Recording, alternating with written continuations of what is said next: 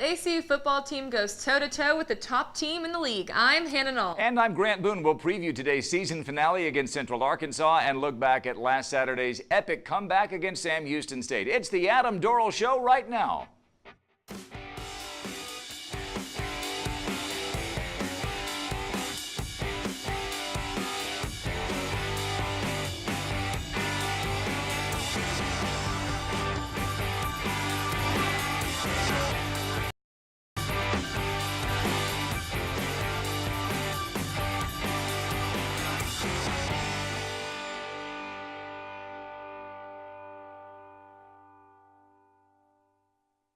Welcome to Week 11 and the final episode this season of the Adam Dorrel Show for 2017. From the campus of Abilene Christian University, I'm Grant Boone alongside the head coach of the ACU football Wildcats, Adam Dorrel. Hannah Null will join us in a bit as ACU prepares for its season finale this afternoon on the road at league-leading Central Arkansas. Coach, I'm still trying to wrap my head around what happened last Saturday at Wildcat Stadium. Your team came all the way back from 24-0 down, came within a hair's breadth of upsetting number 4 Sam Houston State. What was the experience like? I know what it was like for me in the press box, on the sidelines, how electric was. Yeah, it was awesome. Great environment. Hopefully it's something that we can learn from, grow from, and try to replicate this week. You know, for us, I think the learning thing at half that we talked about was I just felt like we were really intimidated that first quarter, and our guys finally figured out that, you know, we can play with these guys, and obviously they're a good football team. Sure. But, man, it was really cool to see the guys on the sideline, especially the seniors. How many seniors played really well in that game, and I was proud of those guys. Good point. I know you didn't take this job for moral victories, right, but there are times when you say, as I did on the broadcast, I don't think as a fan of ACU you could have been any prouder even had they won. Sure. Right? Yeah, I think so, and I think for a lot of people it was probably the same thing. For me, you get down that much, that quickly, played as bad as we played in the first quarter, and then the next 3 quarters were entirely different. So, yeah, we were definitely excited, and we feel like we will grow from it. Well, and of course, Sam Houston State had a lot of great things to say afterwards as well about your team. We will look back at that crazy roller coaster ride last Saturday against Sam Houston State. We'll preview today's game against the top team in the league, Central Arkansas. Stay with us. This is the Adam Dorrel Show.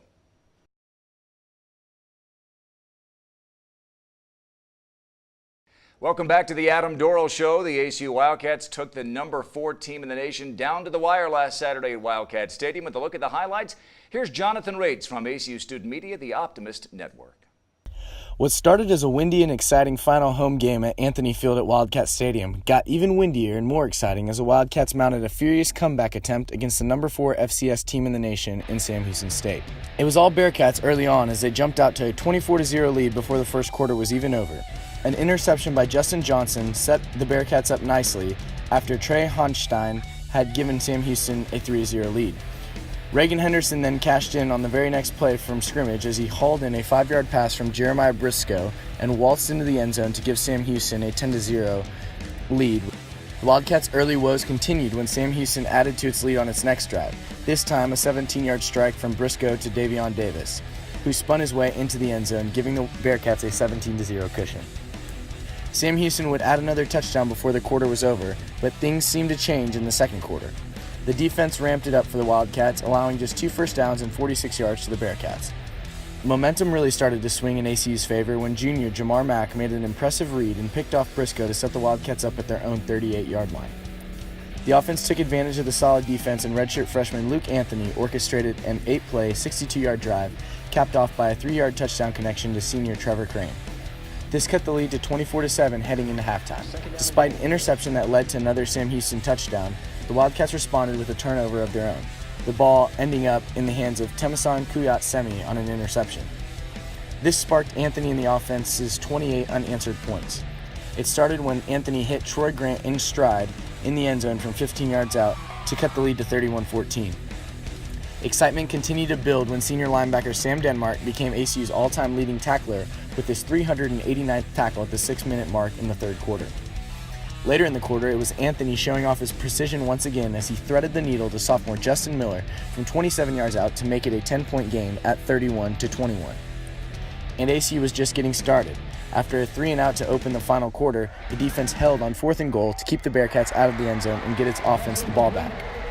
Once again with the momentum, the Wildcats marched 97 yards in 12 plays to cut the lead to a field goal on a 3-yard pass between Anthony and senior Carl Whitley. The touchdown was Anthony's 4th of the day, but still trailing 31-28, he wasn't quite done. After another defensive stop, sophomore running back Tracy James, who racked up 142 yards on the day, set ACU up in the red zone with a 62-yard scamper. Anthony then gave ACU what it had been searching for all game, a lead. And it came in the form of Grant's second touchdown reception of the day on a ball he had to readjust to and pry away from the defender. Unfortunately for the Wildcats, the score came with 5 minutes and 37 seconds left and plenty of time for this top-scoring offense in the FCS to respond. The Bearcats regained the lead on Jedediah Lewis's second touchdown catch of the game with 4:24 remaining. The score made it 37-35 after a fake field goal 2-point conversion attempt failed, but it was ACU now left with plenty of time to score. However, a 3-and-out with 3:28 left forced the Wildcats to punt it away, and Davis made sure there was no upset as he returned it 52 yards to the house, capping the scoring at 44-35.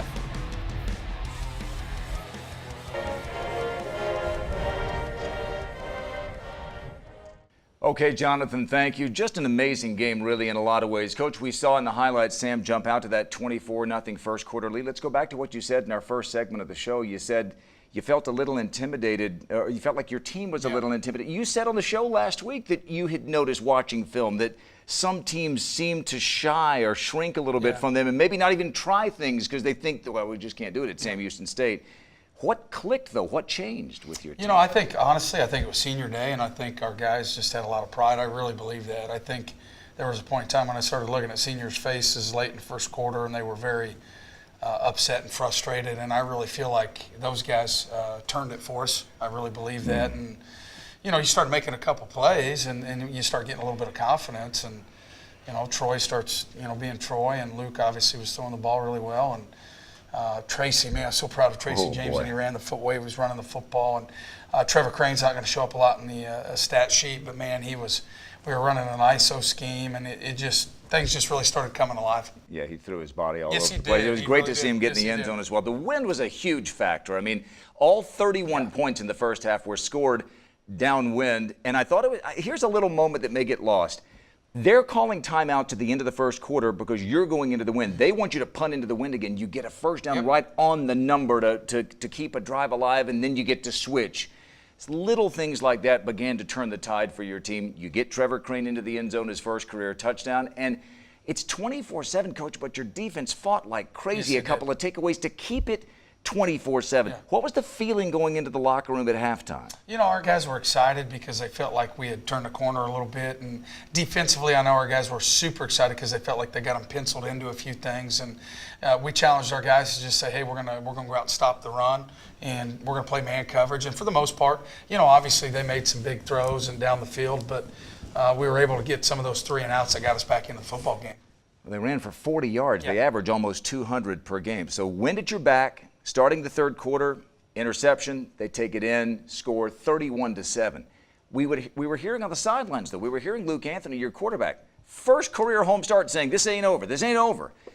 And it wasn't over. You get a couple of stops, you get a couple of touchdowns, and all of a sudden it's 31-21 going to the fourth quarter. What did Luke know that we didn't know watching the game? You know, we had a good week of practice. We really had. I mean, we had gone 3 good days, Tuesday, Wednesday, Thursday, on both sides of the football. Even our special teams execution and practice had been pretty good. And I just think that in the short amount of time that he's been in there, I think he's been able to develop some chemistry with the receivers. And, you know, I was proud of those guys for their attention to detail in the last few weeks and being able to click. Obviously, it's not easy when you only have a few weeks together.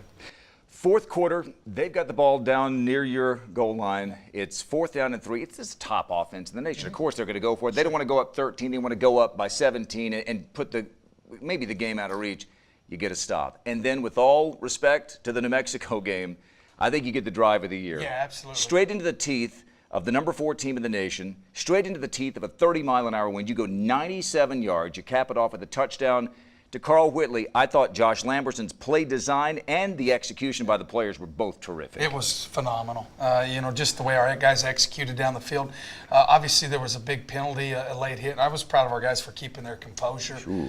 But yeah, it was. And then just to see our guys fight down, it was a good mix between pass and run. Threw a few screens in there. We tried to get into that screen game because we were obviously limited. I mean, any throw over 12 yards, man. The wind was just grabbing. It was unreal, yeah. Yeah, it was a great drive, and it was a very memorable one. Incredibly, 97-yard drive. You didn't have even a third down until you got to the touchdown throw, which is incredible. Normally you think you'd have to convert some third downs. Okay, you get the ball back. Coach, this is the #1 offense in the nation, but you had 8 times defensively where you stopped them from getting even one first down. Never this season has a team forced them to that many possessions without a first down. You get the ball back, and boom, as you mentioned, Tracy James, 62 yards. Awesome. He takes it down there. DeAndre Brown with a 14-yard carry. He moves to 10th place all-time in career yards ahead of Sharkandrick West. And then on 3rd down and 9, Luke finds Troy Grant. I thought it was a great play on the ball by Troy, and that sideline, it went crazy. Yep. All of us were going crazy. It was a moment I don't think I'll ever forget. No, it was. It was really, we'd been setting that thing up, and, you know, at some point in time you thought maybe they'd stop manning Troy up, and they didn't. And again, Luke threw a really good ball, but Troy ran a great route and high-pointed it and came down with it. And if you go back and look at the film, the kid had his hand in there, so Troy actually wrapped the ball around the kid's hand and made a heck of a play. He really did. 50 catches now for Troy Grant this season, the senior. Okay, so like a good team does, they come right down the field. Jedediah Lewis, I don't know if there's a better receiver in the nation than that guy, number 9 for Sam Houston State, and Jeremiah Briscoe, the leading quarterback, the player of the year last year. They scored, then they force you into a punt. They returned the punt. Davion Davis, he's only been returning punts 4 weeks. He's taken 2 back for touchdowns. And you knew that going in, what? We did, that was a point of emphasis. It was a huge point of emphasis for us. I was just so disappointed because I'm sitting there thinking, man, we're going to punt with 3 minutes left and we've got a timeout. But they had not been able to run the ball at all. And I just thought, man, there's no way they're going to try to throw it. And so I was really hoping to get the football back, and you know, one of our goals was not to punt to that kid, and unfortunately we didn't execute and punt right to him. Well, even after all of that, you're down 9 with a few minutes to go, and you still take the ball right back down the field. You get to the 10-yard line, and ultimately you fall short. Gotta mention, we'd be remiss if we didn't say that in this game against Sam Denmark becomes ASU's all-time leading tackler. I thought it was great that the tying tackle that tied him with Ryan Boozer was a 3-yard loss on 3rd and 1. I mean, wasn't that perfect? Fitting, very fitting. Yeah, you know, I'm just proud of him and everything that he's done in his career here, but what he stood for. He's been behind us since we got here, and to see him, you know, there was a point mid the season, man. I wasn't sure. You know, he'd been battling through that injury, and it wasn't looking like he was going to be able to get that record, and he's really had some big games since then. Sam Denmark, congratulations. Lots of records set. Luke Anthony, all-time single-game record for ACU in completions and attempts, and it was a game that we won't soon forget. Phenomenal college football game, and now after playing number 4 team in the nation, congratulations, you get number 3 in Central Arkansas. We'll preview that game in a bit, but as we go to break, take a look at last week's scores from around the Southland Conference. This is the Adam Dorrel Show.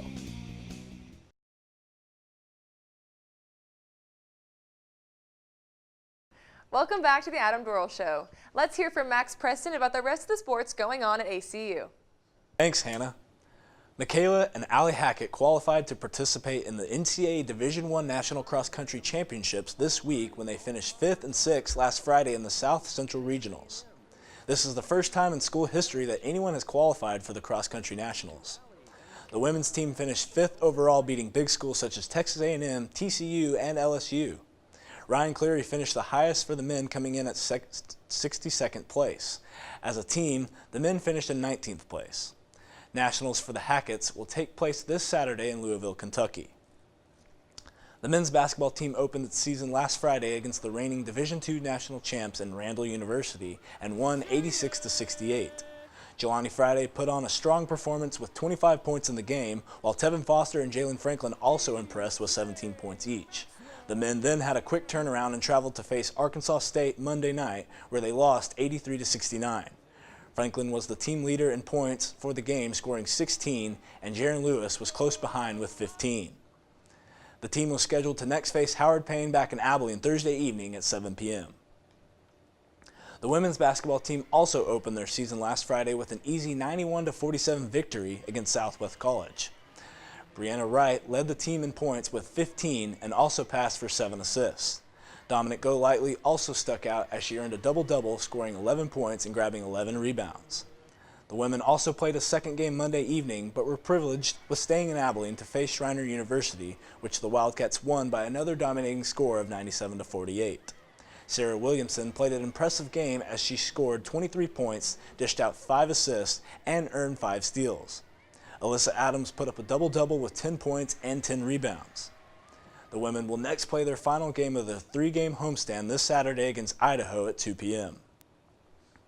After finishing tied with Incarnate Word at 7-9, the Wildcats earned the final spot in the Southland Conference Tournament in tiebreaker fashion.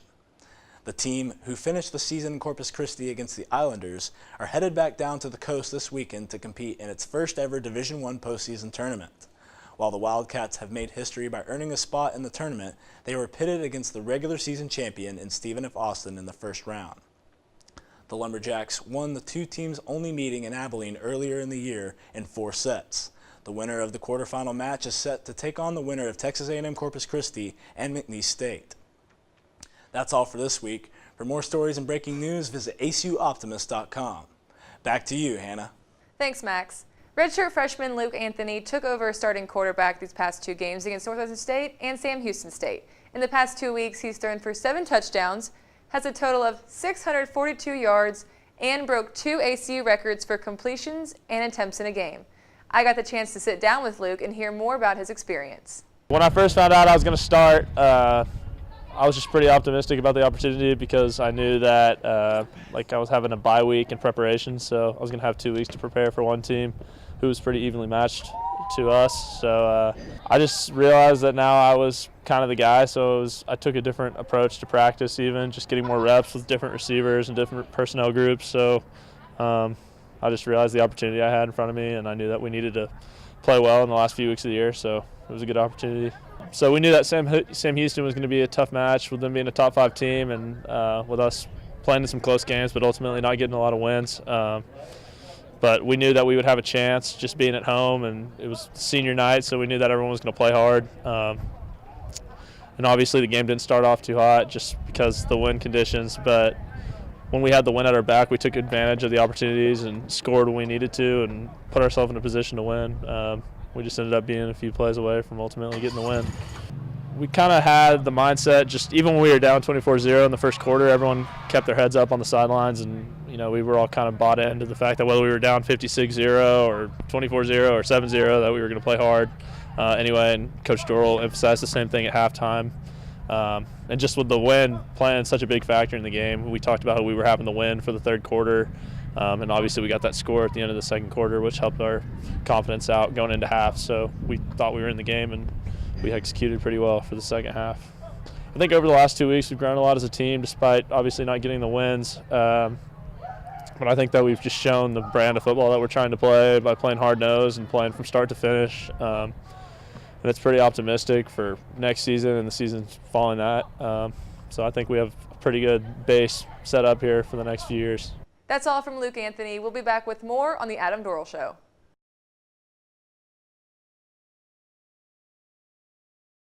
As we welcome you back to the Adam Dorrel Show, take a look at the Southland Conference standings. There's ACU's opponent today. Central Arkansas alone in first at 8-0. Sam, Houston State, Nichols 7-1. Those teams need a UCA loss to ACU today to get a share of the conference championship. Now look at today's conference schedule. Nichols needs to win at Southeastern Louisiana to have a chance to make the playoffs. Sam, McNeese, Central Arkansas, and Nichols all in contention for one of those coveted 24 berths in the FCS playoffs. All right, today in Conway, Arkansas, ACU against Central Arkansas. They're the number 3 ranked team in the nation. I'm looking around, Coach, at their video. I'm looking at their stats. I don't see a weakness. You've looked at film. Do you see one? No. They're 6th in the nation in offense and 20th in defense. Yeah, they're really salty in everything that they do. Kicking game's really good, and I think the thing that really stands out to me is when I took this job, they're a team that I studied and will continue to study because they're the type of team we want to emulate. We want to be great on defense. They're really good on offense, but it's how they do it. They run the football, play action, pass.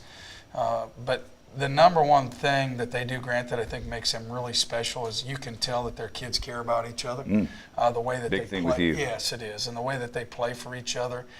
To have a great season and sustain success in college football, I think you have to have that element in your locker room where kids truly love each other, you can really see it in the way they play. Chance to throw a monkey wrench in the standings with the win today. That'd be huge. It is, and it's just something, we got to embrace the challenge, but I want our guys to go up there and learn and look and say, man, this is what a good program looks like, and let's go fight. All right, well, today at 3 o'clock, we'll have the pregame show on radio beginning at 2:30. It's been a great season of the Adam Dorrel Show. Coach, we've enjoyed doing the show with you and getting to know your wife, Erin, your girls, Sam and Allie, who are frequent members of the studio audience. Thanks for being so easy to work with, Coach, all season long. Go get them this afternoon. Thank you. For Coach Dorrel, for Hannah, for our entire student crew which puts this show together, I'm Grant Boone. Enjoy the game today. Thanks for watching the Adam Dorrel Show.